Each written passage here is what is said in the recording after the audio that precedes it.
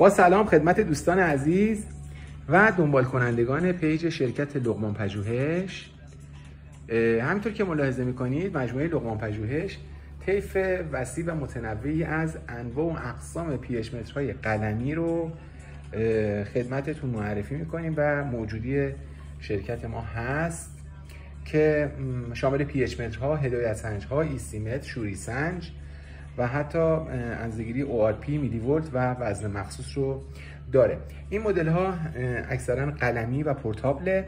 ما مدل های رومیزی رو هم داریم که حالا در کلیپ های بعدی اون رو تقدیمتون میکنم. امروز طریقه کار با این دستگاه YY10C هست. پی‌اچ متر مواد در واقع جامد مثل کره، پنیر، گوشت، میوه و مواد مثل لوسیون ها، کرم ها رو در واقع با این پی‌اچ متر میشه به راحتی اندازه‌گیری کرد.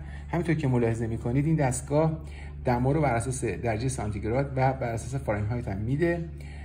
ما الان بلوتوث این دستگاه رو روشن میکنیم. ببینید دستگاه بلوتوثش روشن شد.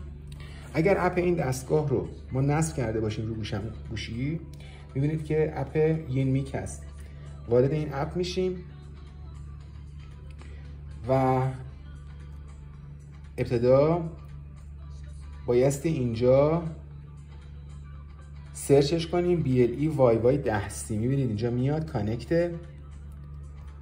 وارد خود این قسمت میشیم و میبینید که روی گوشیمونم در واقع نتایج pH 7.58، دما 27 درجه و 80.9 فارنهایت، همین اعدادی رو که روی صفحه میبینید رو مشاهده میکنید. دستگاه کیفیت بسیار خوبی داره. نوکش وارد مواد جامد میشه، محافظ پراپ داره و خدمتتون عرض بکنم که کالیبراسیونش به صورت اتوماتیکه.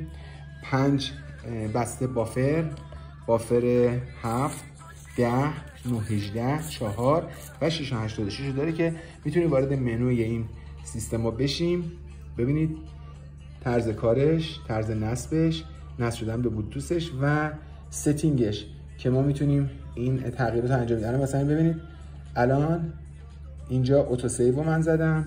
میتونیم از همین منوی که اومدیم ببینید بکلایت داره اینجا، میتونم بکلایت رو خاموش کنم. روی صفحه میبینید صفحه دارک شد، دوباره روشنش میکنم از اینجا و صفحه روشن شد. دستگاه 1 سال گارانتی و 10 سال خدمات بعد از فروش رو داره. برای کالیبراسیون هم دکمه کال رو نگه میداریم تو بافر مربوطه. حالا هر کدوم از این بافرها 4 7 10 یا 6 86 و یا 9 قرار بدیم به صورت اتوماتیک کالیبر میشه. در پناه خدا بزرگ باشید. خدا نگهدار.